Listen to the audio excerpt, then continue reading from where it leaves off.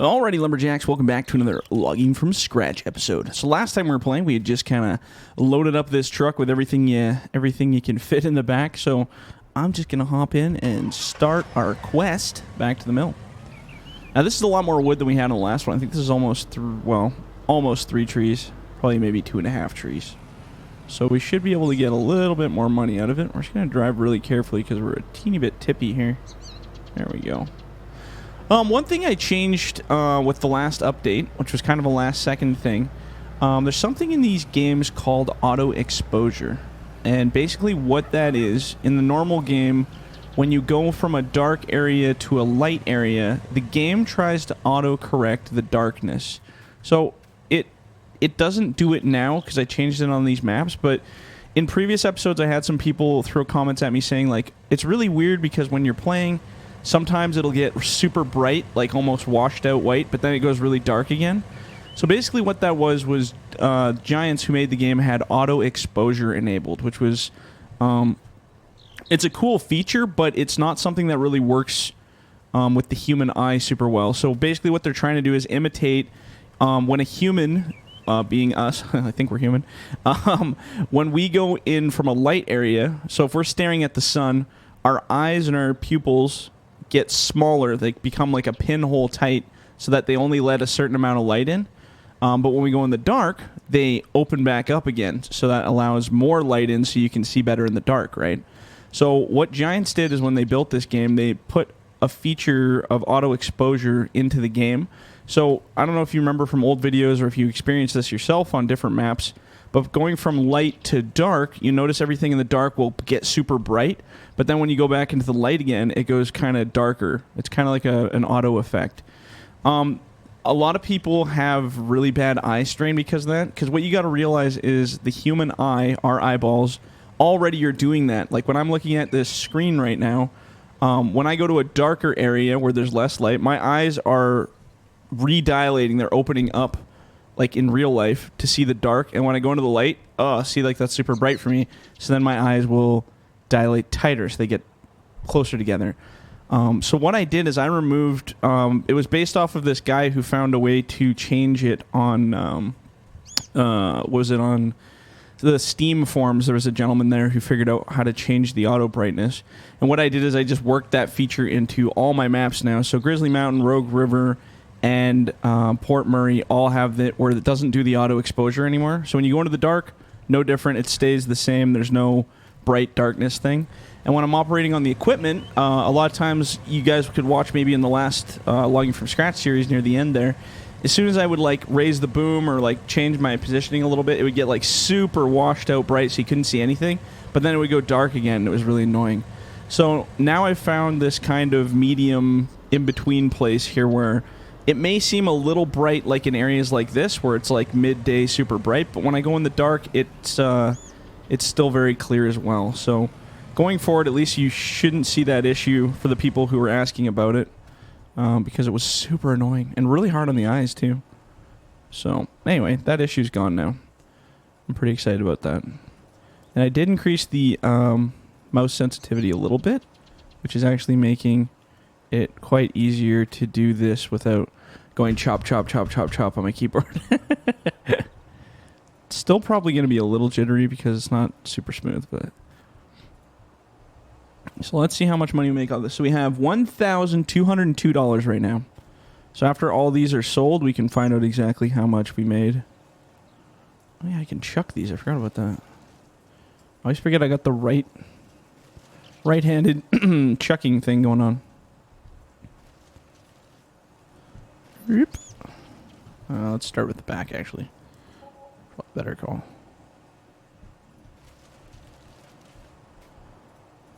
It's actually nice having this. I like this mill. It's so much more fun than trying to use that other grinder. And the other bonus to this mill is that it actually grinds everything up that you throw in it. The in-game one's pretty glitchy. Well, as you could, if you go back to our earlier Fellsburn stuff where we had that soccer field with the forwarder, and I had that little chipper kind of set up there, which was very similar to this mill, but it wouldn't chip half the stuff, and it was a pain in the butt. All right, so let's let this peter out and see what happens here. So yeah, even for instance, if you go into this darkness, it actually stays dark in here now. It doesn't lighten up. Because in real life, I mean, my eyes are readjusting when I go in here a little bit anyway. But you can always turn lights on to look at stuff if you really need to get into darker areas. Oh, here we go. Making some mad coin. So I gotta make $40,000 is what I need to make. Because that's gonna be the cost of that small little excavator that I want to buy. That you guys don't know about. That's not even in the game yet. Okay, so we got 2,460. So I would say we made... I can't remember what the last number I said. I think I said 1,200-ish? Yes, we made, maybe another $1,200 off that load, so that's pretty good. So we're going to go all the way back out. We're just going to keep kind of going back and forth. I mean, I could cut right next to the mill if we really wanted to, but this is kind of... I like this little parky area. It's kind of fun in here. Plus, we have a whole bunch of wood still on the ground here as well. Oh. I'm just gonna... Actually, you know what? I'm gonna back this truck up because I'm gonna drop some trees here. Drop some trees. I guess we could do a topic of the day, even though I kind of... topic of the day should be auto exposure, apparently, because I really went into detail on that, didn't I? Topic of the day today is books versus movies. Oh, this is a very interesting subject. Ever since I was 13 years old, I have heard the arguments of books versus movies. Me personally, I am not a book reader. I am an instruction manual reader. Or if I want to read about something I need to learn, then I love reading. But as far as fantasy novels, not really a fan of books. I love fantasy movies. I've watched every movie known to mankind. I'm a very visual learner. So I definitely prefer movies over books, but I think the biggest analogy thing that it drives me bonkers is people that are like, oh yeah, well the book is just a knockoff, or the movie's just a knockoff of the book. The book was incredible, the movie's terrible. So, and I think I have a pretty good understanding of why it feels that way. So when you read a book, I mean, not saying I've never read a book, I have.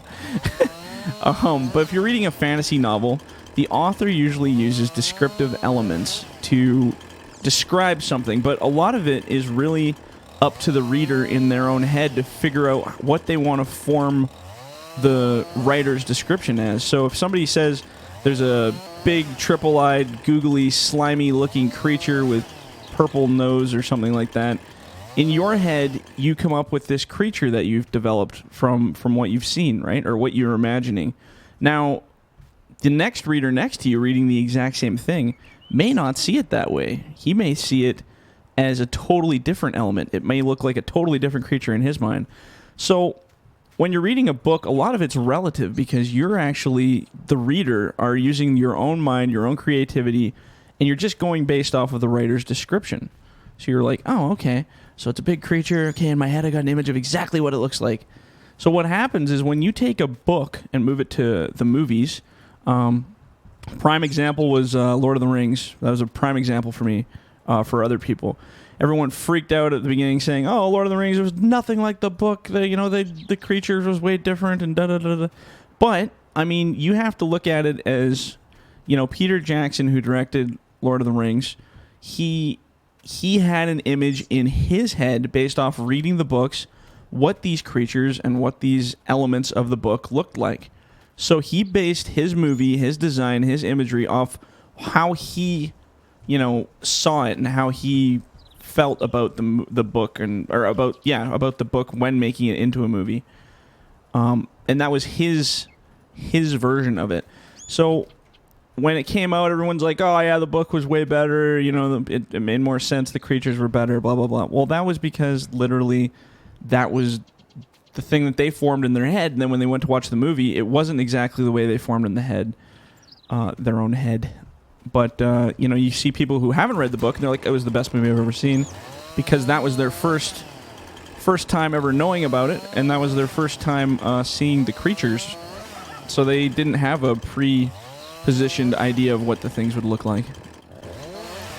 So yeah, I don't know. It's interesting to see how many people prefer reading. I think readers in general has gone down probably quite significantly now that social media is a thing, and videos and everything's on demand, and it's Netflix and stuff like that. It's changed a lot over the years. It's pretty crazy. So yeah, books versus movies. I'm definitely a movie guy because I love movies. I love to see how people interpret stuff and are able to pull off scenes. But yeah, what do you guys like? Are you guys movie people, book people? I mean, you can be both. You don't have to just be one. You don't have to be just a movie or book person. Might as well turn the lights on this truck because that's what we do. All right, so I think we'll do like this again because that actually worked out pretty good. So that's the best way to do this. I think we loaded it kind of from the side a little there. We'll just chuck it into the back, just like my dad's old truck when we used to get firewood. Except he had like a giant headache rack that went all the way around, so we would just literally... Usually we were quite angry because none of us wanted to go out and do firewood because it was quite a miserable experience for us when we were younger. Because it was, manual labor, and we were just kids that wanted to play video games. We didn't want to go out and do hard work. Come on now. So, yeah, what we'd do is we'd grab these rinds of wood or these chunks like this, and we would just chuck them at the back of that freaking headache rack. Slam right into it. Because Dad would usually go off and be falling trees ahead of us. Like, he'd be off in the bush way up there cutting trees, and then he'd park the truck here, and then me and my cousin or me and my sister would be the ones having to load all the chunks of wood in the back of the truck. So what we do is just throw them as hard as we could at that back of that rack. It never bent it or anything because we were just little kids. We couldn't throw it that hard. And the pieces were nowhere near this big. They were quite small. But it's pretty funny. So you'd see how hard you could throw it to bounce it off the headache rack. It's funny how you remember all these funny little memories, eh? Funny times. But you know what? All that manual work paid off. Made us appreciate things. Because now I see lots of people who are so scared of manual work they've never done any. I think I've told the tale before of the guy I met. I moved to Vancouver for a while when I went to school for audio engineering, and there was a kid that I met there who had never in his life ever picked up a shovel for any reason whatsoever. I mean, maybe he picked one up at a store to see what it looked like, but he had never actually physically used a shovel before, and that just was bizarre to me. I was like, how do you go your whole life without ever using a shovel for anything? But then I guess if you lived in the city, like I grew up in the country, right? So we were, doing farmy stuff and, well, not farmy, but we were in a farmy area. So we had to, do our own firewood and build our own shacks and do our, there's a lot of outside work. So I guess if you're in the city, you probably don't own any of that kind of stuff. You don't have a farm. You don't have a woodsy area. You don't use firewood, so I guess it'd be pretty easy not to use any of that stuff. It just seemed really odd to me because I was like, "What do you mean you never used a shovel?" I'm like, who hasn't used a shovel? Come on, man. But yeah, manual labor is becoming a thing of the past. Everything's pretty much automated now, anyway, unless you're on the drill rigs or something like that. I always recommend everybody in their lives, for whatever age, at least they do something with a little bit of manual labor as a job, at least for a bit, so you can understand the differences. I have lots of friends who have just don't work anything manual labor, and they just don't appreciate the people who do go out there and do it. It's not an easy gig. A lot of jobs are really hard to do that way. But yeah, no, it's interesting to see the difference between people in the city versus people in the rural areas, which is totally off of our topic of the day. But you know what? Today's going to be multiple topic of the day, so that's good. I really want to get all of this on here. I don't know why. It's just something I really want to do right now, so you guys are just going to have to bear with me. Oh, look, the wood's coming through the brake light. That's a good sign. That means it's working. How high do these locking straps go? That's what I should really test before we get too crazy. Oh, they go pretty high. Okay, so we got literally like 3 pieces. We got to be able to shuffle these in here somewhere. It's like Tetris. What do you think here? Let's maybe drop that in there. Oh, don't fall. Don't you dare. Okay, let's get this one right here.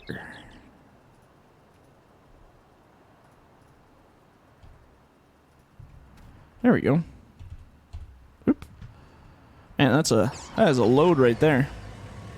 Oh, one fell off. Unacceptable. Okay, what I want to do is I'm going to go like this. Ah! It's a good trick. Now look at these stumps we're leaving on. Oops. Man, that would have been so bad. We have got to be careful. We cannot roll this truck. It would be the worst. Because if we roll this, we're toast. Like, what are we going to do? We'll have to carry the bits of wood back to base. Yeah, I wouldn't know what to do. I'd have to call a tow truck. Something bad. Straight stretches, you can go as fast as you want. It's when you start to turn, you gotta tone it down a bit. Yeah, we could try using the crane on this one. I bet we could get a half-decent grab out of that. So we're like, hey, LeBaron operator, can you get this? Oh my god, that's so tiny down there. Oh man, this grapple's like, I could probably pick up the whole dang truck with this thing.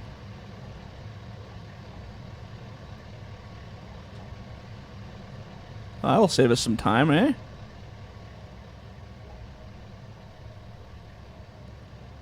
There we go.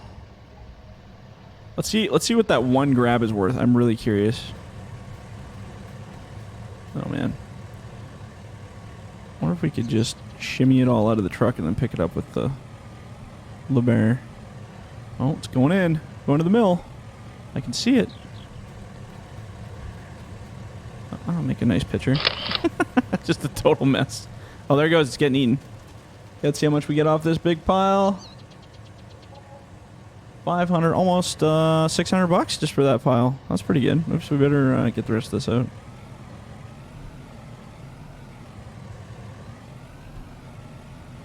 That's how you do it right there. It's all about the slide. So you gotta back up fast, then brake. Cheap. I love it. It's all about developing your technique, right? So, okay, so let's use this guy. I don't know how accurate we can get with this, but we can try. There we go. Oh, that's pretty good. Oh, lost that one little piece. I mean, at this point, we're working with scraps here, so it's gonna be a tad tricky. Luckily, it's a huge scoop on this thing, so that'll narrow it down.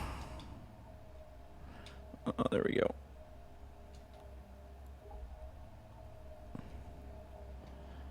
There we go. One last little grab. I don't know why I'm using locking straps. It probably would stay there regardless, but there we go. Beauty. Holy, we're 3,500 bucks, 3,600 bucks. Let's see how much we got here. Plus, we got little bits and pieces. We can probably hurry these up a little bit by chucking them ahead. Jump into the grinder ourselves. Oh, do we make $4,000? Oh, not quite. $3,789. Man, we're almost ready for a trailer, I think.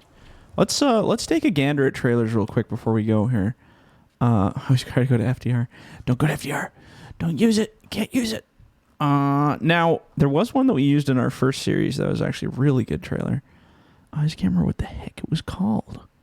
So many options in here for trailers. Wasn't there like miscellaneous trailers? Nope. Wasn't a lowboy. It was... God, what was that trailer we used? I can't remember now. Transport, maybe? No, animal transport. Not animal transport. It was... God, it's so confusing in here. Maybe I don't want to go by brand. That would be a long day. Trailers. Ah, trailers. Thank God. Thank you. It was like a weird little... No, it wasn't any of these. It was like a weird flatbed kind of thing. Beat technology. Maybe it was Beat technology. Nope, wasn't that. Fertilizer technology? Nope. Jeez, guys, what was that under? Why can't I remember? Manure spreader? Nope. Loading wagon, maybe? Nope. Forestry equipment? Low. Maybe it was a low loader? No. Header trailer? Ooh, that's weird. I don't know what that is. Miscellaneous. We did that already. Dolly. It wasn't a dolly. Why can't I... A belt, maybe? Was it a belt thing? No. Belt systems, manure, fertilizer technology, seniors, crop protection, auger wagon? No. Man, what was it under? We have to go brand here. It was a... Oh, no, I can't do that. That's going to be brutal. So this is for tools. These are... I was going to say these are creatures, and I'm like, what the heck am I talking about? God, I can't believe I can't find that trailer. It was like a weird looking... It was a really strange looking low boy looking trailer. All right, well, you know what? I'll figure that out before the end. I don't want to spend the rest of my life looking for that, so I'll figure that out on my own. But anyway, we're going to leave the episode at that. If you guys liked the video, leave a like, leave a comment. Do not forget to subscribe, and, oh no, we don't have any trees. If you're in the bush, don't forget to hug a pole. All right, guys, we'll catch you on the next one. See ya.